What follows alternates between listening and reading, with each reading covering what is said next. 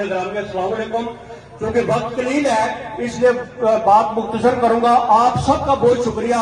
چودھری یاسین صاحب، یہ حلقہ چڑوئی پیپلز پارٹی نے یہ ثابت کر دیا کہ اگر آج بھی کوئی حلقہ چڑوئی میں محبوب ترین لیڈر ہو وہ چودھری یاسین ہے.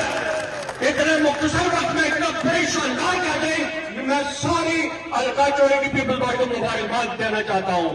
میں چودھری صاحب ایک اور بات کرنا چاہتا ہوں یہاں کہ میں نے چند دنوں پہلے ایک ویڈیو دیکھی جس میں میرا فوٹو، راجہ قادین صاحب کا فوٹو، راٹھوڑ صاحب کا فوٹو لگا ہوا تھا اور کسی نوسرباز نے کسی حوالے سے فوٹو لگا کے ہماری کردار کشی میں سمجھو کا کرنے کی کوشش کی اور کوئی لگڑ پکڑ قسم کا وہ ٹی وی چینل تھا اسے وہ خبر شائع کی.